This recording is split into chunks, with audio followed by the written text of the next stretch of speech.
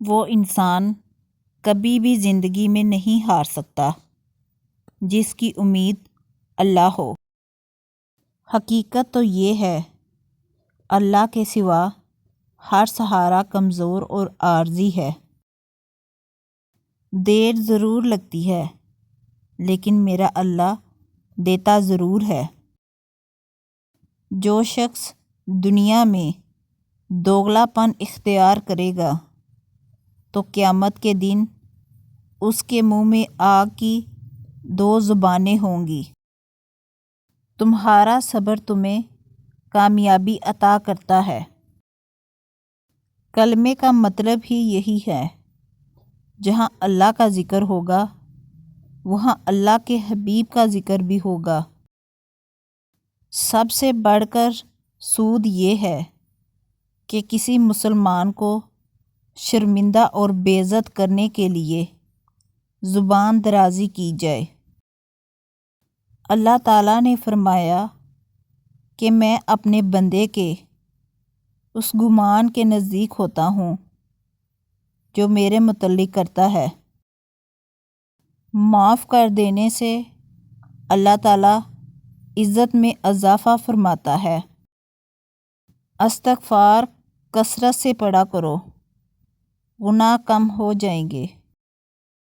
جس نے اللہ کا ذکر بہت کیا اس سے اللہ محبت کرتا ہے۔ ہر نماز دوسری نماز سے پہلے ہونے والی خطاؤں کو مٹا دیتی ہے۔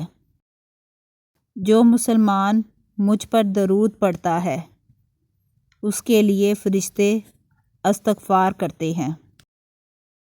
رسول اللہ صلی اللہ علیہ وسلم نے فرمایا، مجھ پر سب سے زیادہ درود بھیجنے والا شخص روز قیامت میرے سب سے زیادہ قریب ہوگا۔ میں نے جنت میں جھانک کر دیکھا تو مجھے اہل جنت میں زیادہ تعداد غریبوں کی نظر آئی۔ نیکی سکھانے والے کے لیے ہر شے بخشش مانگتی ہے، یہاں تک کہ دریا میں مچھلیاں بھی۔ میں تو ہر روز اللہ تعالیٰ سے 100 بار استغفار اور توبہ کرتا ہوں۔ یقین کرو، نماز پڑھنے لگ جاؤ، اللہ تمہاری ساری مشکلیں حل کر دے گا۔ بہت قیمتی ہوتے ہیں وہ دکھ جو آپ کو نماز تک لے آتے ہیں۔ جس طرح جینے کے لیے کھانا ضروری ہے اسی طرح آخرت کے لیے نماز ضروری ہے۔ جب تمہیں اگلی نماز کا انتظار ہو تو سمجھ لینا کہ اللہ نے تمہاری پہلی نماز قبول کر لی۔ ایک نماز میں اگلی نماز کی توفیق مانگنے سے بہتر کوئی دعا نہیں۔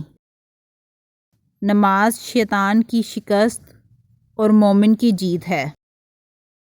نماز میں اپنا دل لگانا سیکھو تاکہ اللہ بھی راضی رہے اور دل کو بھی سکون رہے۔ خدا ایسا نمازی بنا دے کہ نماز پڑھے بغیر گزارا نہ ہو۔